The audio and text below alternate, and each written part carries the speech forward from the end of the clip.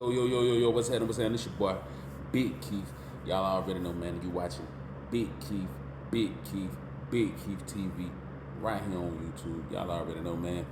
So listen, we're gonna get into these top 5 urban legends that could be possibly true. Now, for me, I'm a horror buff. I can't speak for the rest of everybody else, but I love the hell out of horror, paranormal, all of that, man. You know I love that. You know what I'm saying? So. Let's check some of these videos out, man. See what's going on.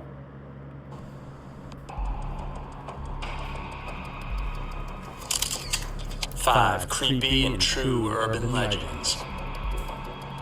Whispered around campfires and passed down from one generation to the next. Urban legends are there to spark fear and sometimes truth into the hearts and minds of those that will listen.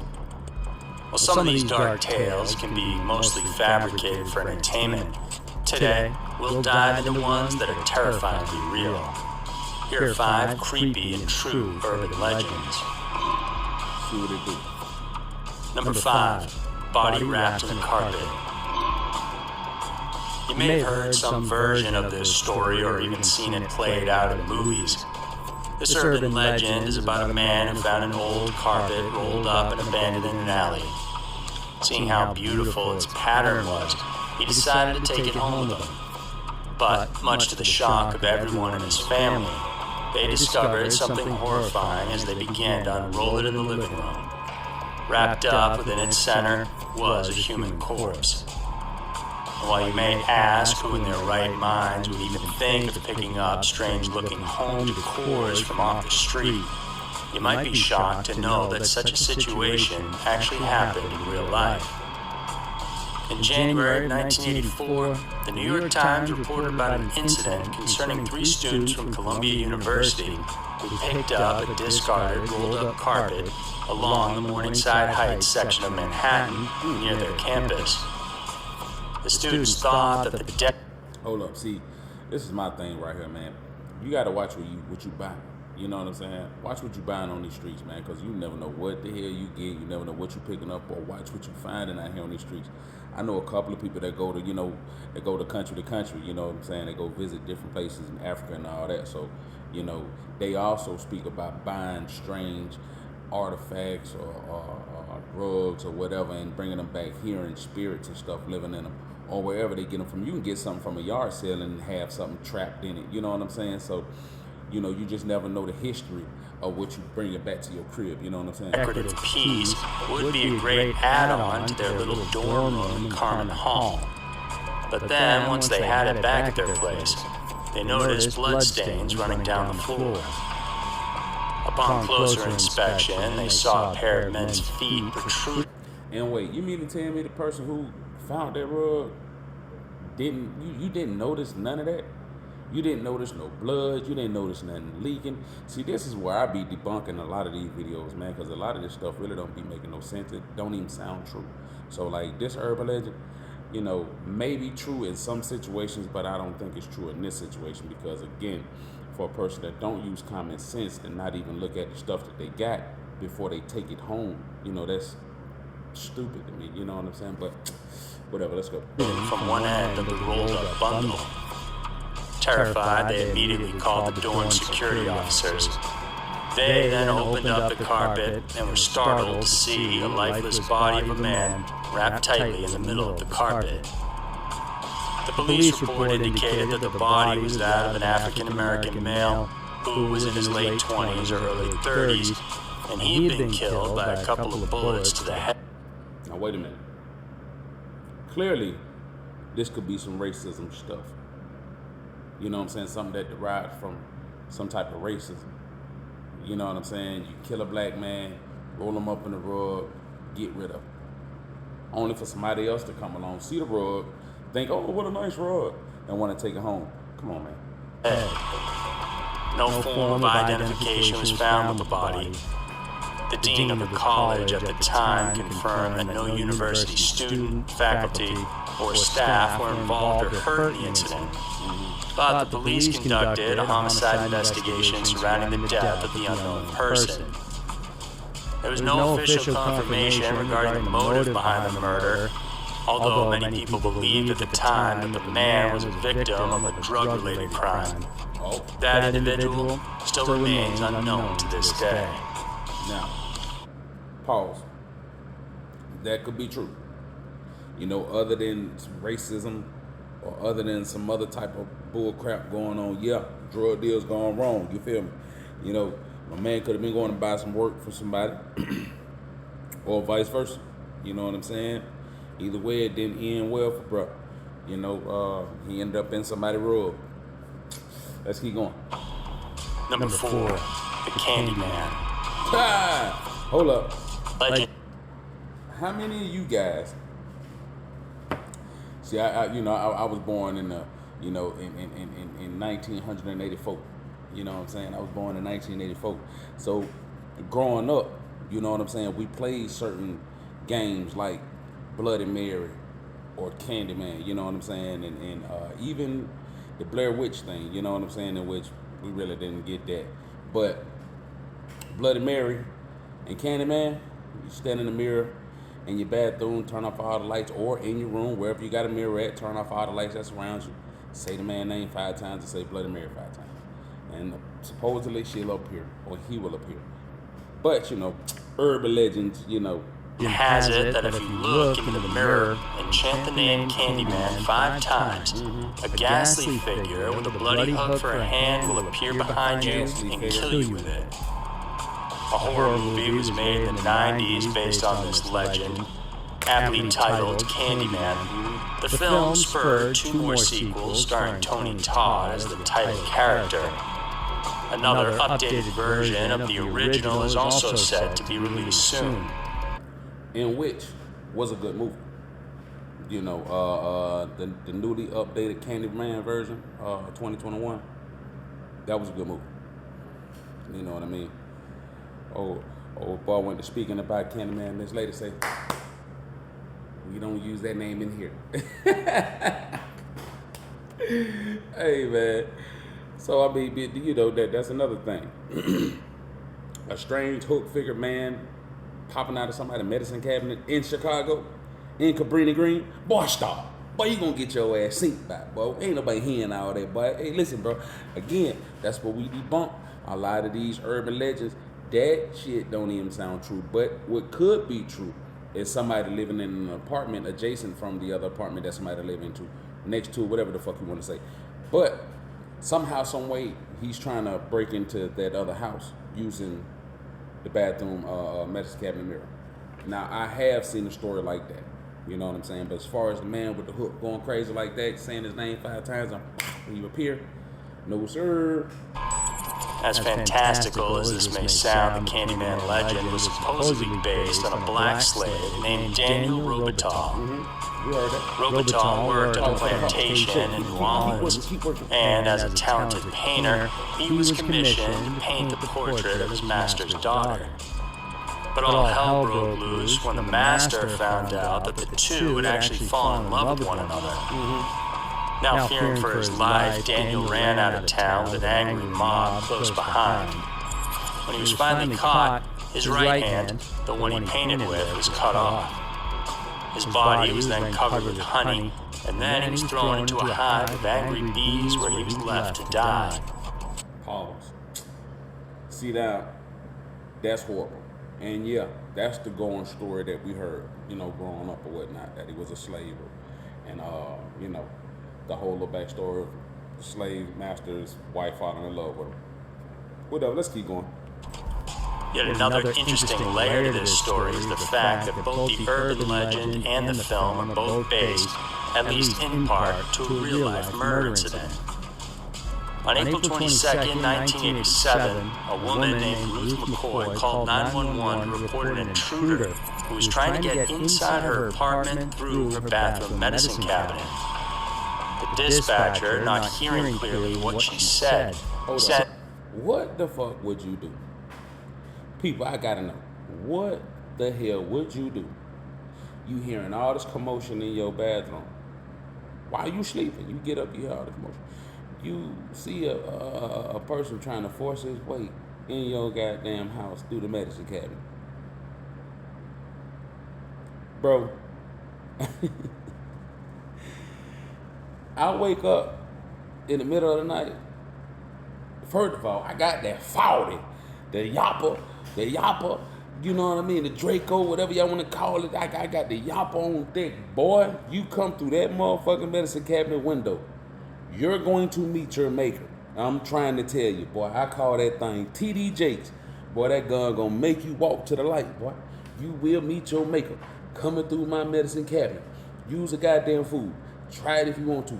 Get synced back. So that's why I say it's kind of hard to believe in Cabrini Green in Chicago that was going down like that. Now, in other different places, maybe so. And even there. But again, I don't see that happening, you know. But anyway, let's keep that thing going. And for dispatch to look into this disturbance call, though she didn't put it in as a high-priority break-in attempt due to the misunderstanding. As a result, it took police almost an hour to arrive. By then, neighbors have been reporting hearing gunshots inside the 52-year-old woman's apartment. They knocked on the door, but since nobody answered, they simply left. The next evening, another neighbor called 911 to report about McCoy. At what point do the authorities get called from an emergency call saying that someone is trying to break into the person's house or whatever, and the police isn't dispatched right away? That shit don't even sound right, especially in the 80s. Maybe now, you know, the negligence and all of that, probably, possibly, but bro, the police come and do a wellness check, knock on the door, and they come back. That don't even sound right. Are you fucking crazy? Especially when the neighbors and everybody reported gunshots and shit coming from the house, and y'all say that these folk didn't. They pulled up, knocked on the door, didn't get an answer, so they left and came back. That don't sound right. That ain't true. I don't believe that one. Let's keep going though. Ruthie, as she was called, would always drop by her friend's house, but that day, she didn't show up. Ruthie didn't show up. Moreover, the cop's presence the night before had got the friend concerned over her well-being. The police did come down, but couldn't break into the property for fear of a possible lawsuit. Couldn't break into. Hold on, wait.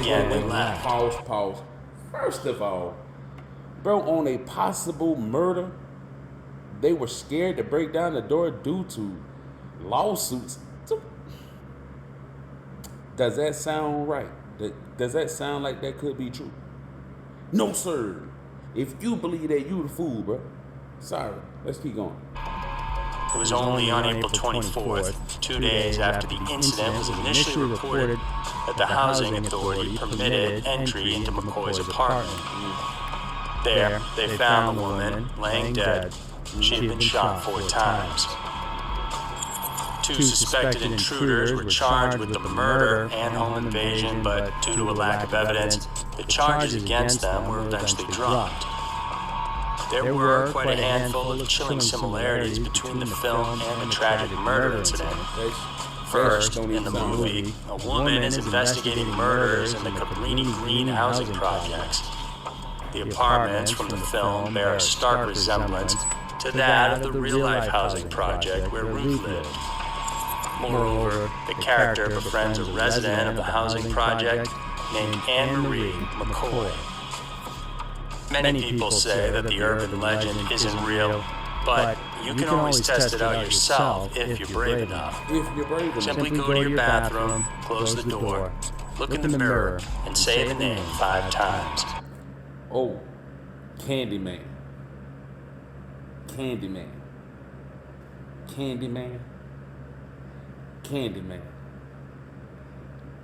Boy, Candyman. Ain't no lights out or nothing like that. Oh,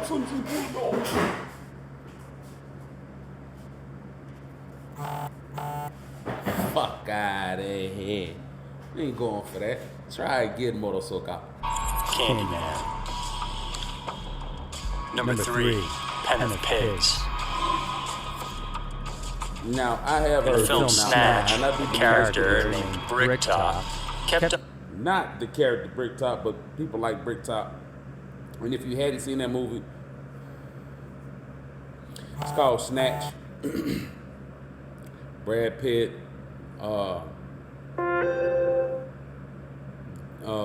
Jason Statham. Great movie. Great movie.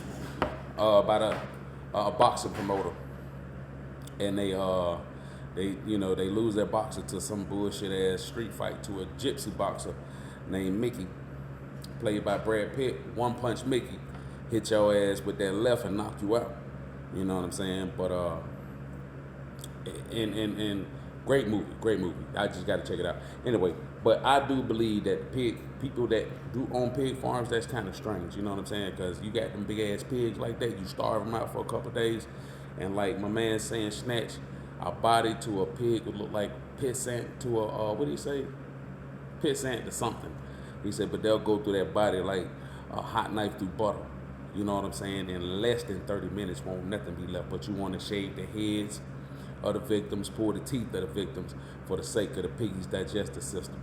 And not only that, if people come to search your shit, they don't want to find, teeth, and they don't want to shovel through shit finding teeth and human DNA. You feel me? So be wary of any man that owns a pig farm. That's what that boy Bricktop said. But anyway, let's check this out. Threatening to feed people to pigs. He explained that when pigs go hungry, they'll eat anything given to them, even humans.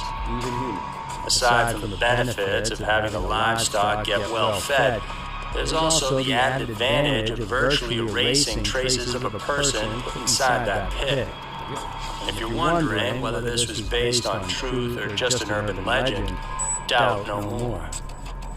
A news article from October of 2012 shocked the country and the world with its grisly and macabre details. The report detailed the story of Terry Garner, a man from Oregon who was trying to feed the animals on his farm one morning. Having noticed that he wasn't back home for several hours, a family member decided to check on him. They couldn't find him, and when they went to the hog enclosure, the only thing they noticed was a pair of dentures on the ground, Terry's dentures. The pigs kept on the farm were huge, with one even tipping the scales at around 700 pounds. Curious, the family members searched the enclosure for any clues on the whereabouts of the 70-year-old. Wait a minute, hold up. What's the purpose of keeping the pigs or pigs that big? Besides, the obvious. But what are you feeding them? Anyway, let's keep going. That's when they noticed several pieces of torn flesh scattered about. It was later realized that those were in fact pieces of Garner's body, and it was a traumatic revelation that the majority of his body was consumed by the gigantic pigs. At that time, police couldn't figure out how Garner ended up in such a dire situation where he had been devoured by his own livestock. Authorities surmised that the old man may have actually suffered a heart attack. Yet another theory proposed was that of Garner's delicate condition brought about by his advancing age, such that his hogs may have unknowingly knocked him down to the ground and killed him in the process. Pigs are omnivores by nature, and they do have the tendency to eat meat if they're able to come by it. More specifically, swine animals can eat almost anything that their mouths can chew on, even stones and bones. It's quite unnerving to know as well that these four-legged creatures have the kind of stomach that can digest tough substances like human bones and pass them out of their bodies with no noticeable trace of it. Apparently, Garner's horrifying story was pigs.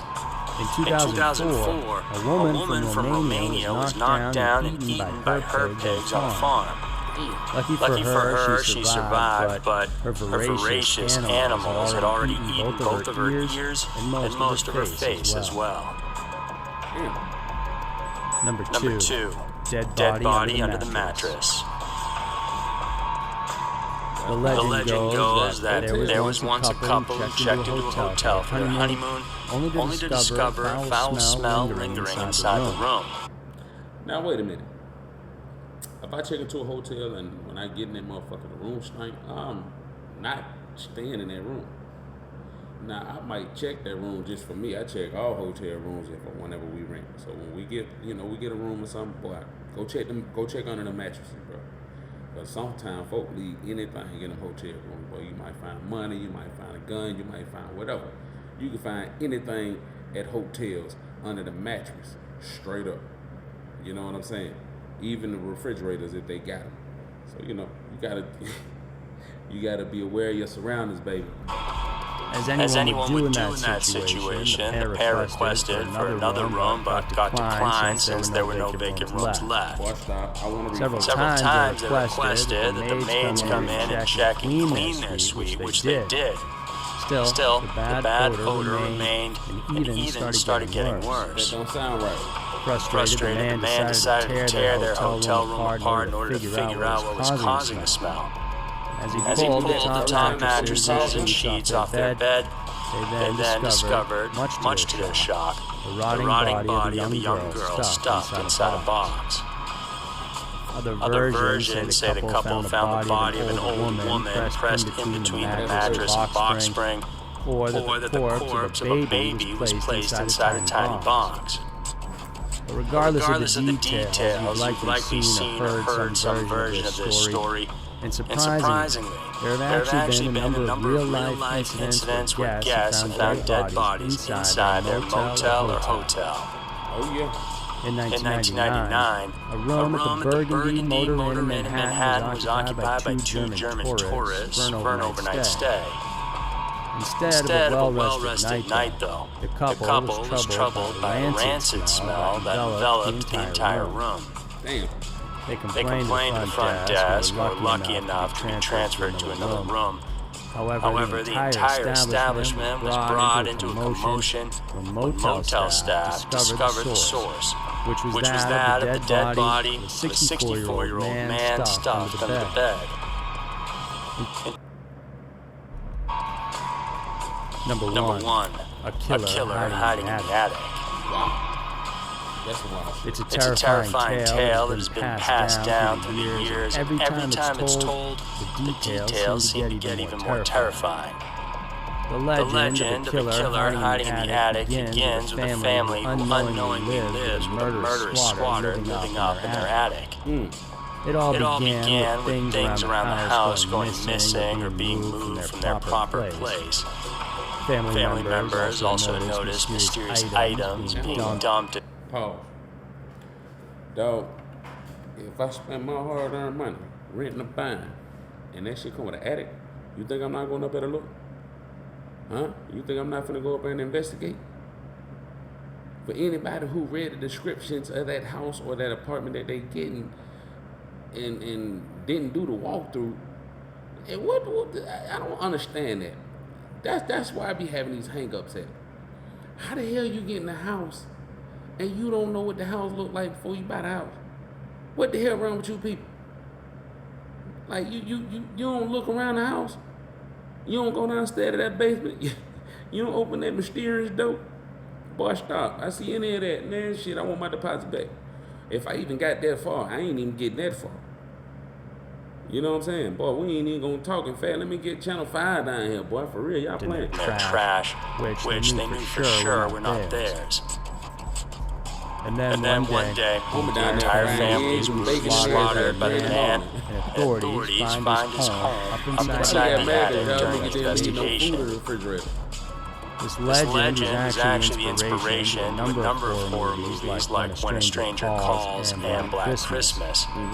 In the latter, this film tells of a murdering maniac who hides inside the attic of a sorority house, terrorizing the girls who live below. Perhaps the reason this story has always been so scary to hear is because of the possibility that it could easily happen to anyone. Boy, first of all, boy, my 3 5s or that zip come up missing. Boy, we got a problem. That's the only way they gonna know when their bill or his liquor start getting short and don't nobody else drink hit that type of liquor but a nigga in the attic. Man, stop, boy. Let your 3 5 come up missing. Let that 3 5 come up missing. Let them blunts that you had just roll. And you just went upstairs to take a shower, to get everything out the way, to come downstairs and your shit gone. You the only one in the house. You're like, man, what the hell? It's a nigga in the ad that later on you smell the gas being burned. Good gas. You trade the smell, you go upstairs, nigga up there in the ad and smoking your weed. Man, boy. Boop, boop, boop, boop, boop. In fact, and unfortunately, it actually has. In March of 1922 in Germany, a farmer named Andreas Gruber lived on a farmstead called Hinterkaifeck. Gruber, having lived there all his life with his family, had begun to notice something strange, something that... We're gonna pause right there. In the story, check your goddamn addicts. But check everything. Be more mindful of your surroundings and all that. But man, listen, again, this been your boy Big Keith, man. You know what I'm saying? That was our little review of some of the most craziest urban legends, you know what I'm saying? But some of that shit, y'all drop it in the comments, man. If y'all want me to do future videos like this, man, let me know, man, because I will. And I like the horror, and I know y'all like the horror too. You know what I'm saying? But get at your boy, man. That really disturbed the peace he once enjoyed.